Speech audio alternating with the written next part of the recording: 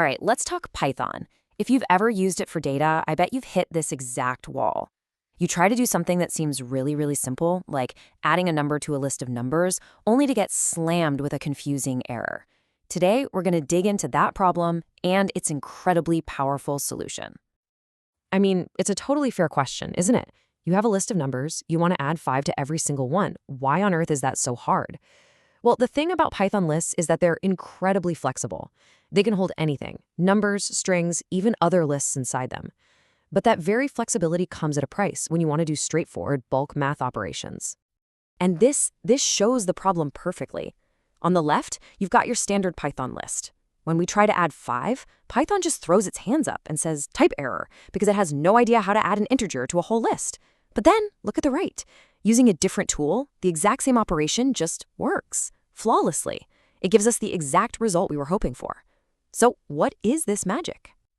Well, that solution and kind of the hero of our story today is a library called NumPy. Let me tell you, if you're going to do any kind of scientific or numerical computing in Python, this is the absolute foundation.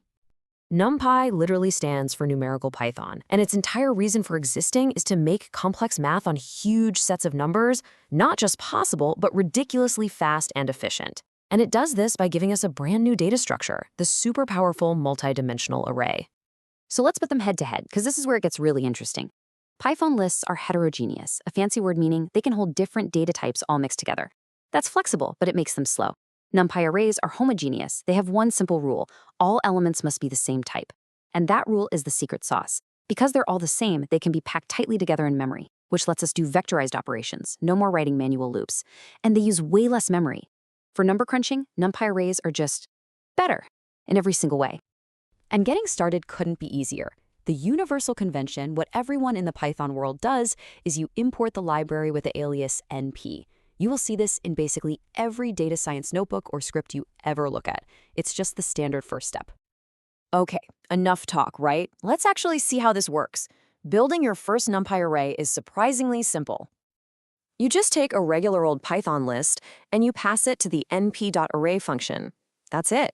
What you get back isn't a list anymore, though. It's a special NumPy object called an ndarray, which stands for n-dimensional array.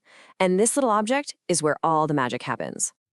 But hey, we're not just stuck with a single line of numbers. By passing in a list of lists, you can really easily create a 2D array. You can think of this like a matrix or a table with rows and columns. And it's really important to get this structure in your head, just like the slide shows. When you're making a 2D array, each one of those inner lists becomes a single row in your final matrix.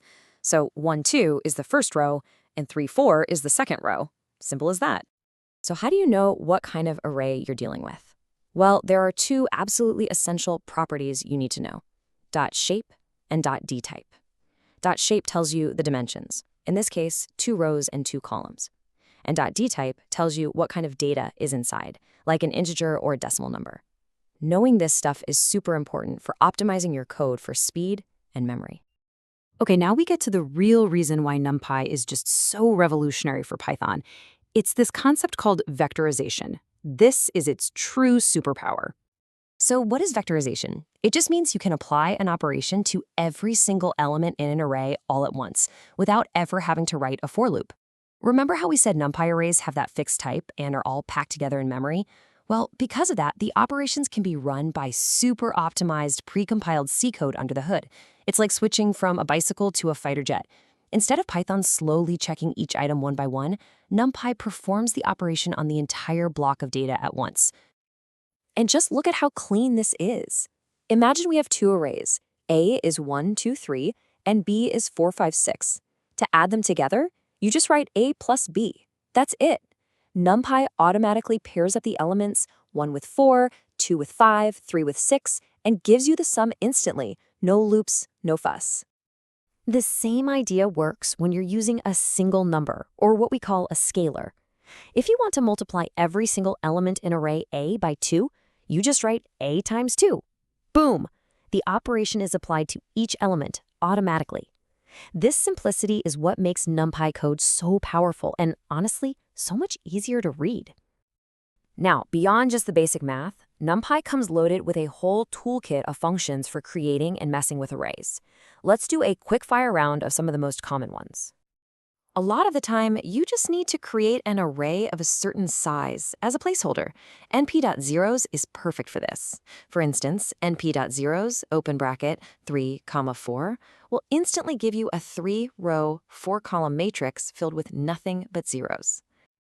And, you guessed it, np.ones does the exact same thing, but it fills the array with ones instead. Super useful for all sorts of mathematical and initialization tasks. What if you need a sequence of numbers? Well, np.arrange is like Python's built-in range function, but on steroids, because it returns a powerful NumPy array. So np.arrange 522 gives you numbers starting at 5, going up 2 but not including 20, in steps of 2. And for my favorite, what if you need a specific number of points perfectly spaced between two values? That is exactly what np.linspace is for. In this example, it's giving us 5 numbers perfectly spaced between 0 and 1, including the start and end points. This is absolutely fantastic for things like plotting graphs and sampling data.